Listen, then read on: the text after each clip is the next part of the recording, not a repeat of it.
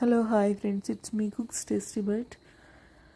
Boiled ఎగ్తో curry తయారీ విధానం చూద్దాం. దీనికి 5 నుంచి 6 ఎగ్స్ని ఉడకబెట్టుకొని ఘాట్లు పెట్టుకొని స్టవ్ పైన ఒక ప్యాన్ పెట్టుకొని ఒక స్పూన్ ఆయిల్ వేసుకొని 1/2 టీ స్పూన్ పసుపు, 1/2 టీ స్పూన్ కారం, రుచికి తగినంత ఉప్పు వేసుకొని ముందుగా ఉడికించి పెట్టుకున్న ఎగ్స్ని కూడా అందులో వేసుకొని 1 నిమిషం వేయించి పక్కన పెట్టుకోవాలి. ఇప్పుడు అదే ప్యాన్లో 1/2 టీ స్పూన్ ఆవాలు, 1 టీ స్పూన్ జీలకర్ర, 1 టీ స్పూన్ అల్లం వెల్లుల్లి పేస్ట్, 1/2 టీ స్పూన్ పసుపు వేసుకొని ముందుగా కట్ చేసి పెట్టుకున్న ఆనియన్, టమాటో వేసుకొని రుచికి తగినంత కారం, 1 టీ స్పూన్ ధనియా పౌడర్ వేసుకొని 3 స్పూన్ల వాటర్ వేసుకొని ఎసరంతా దగ్గరికి వచ్చే వరకు ఉడకబెట్టుకొని కర్రీని సర్వ్ చేసుకోవడమే. ఈ కర్రీ రైస్లోకైనా చపాతీలోకైనా చాలా బాగుంటుంది.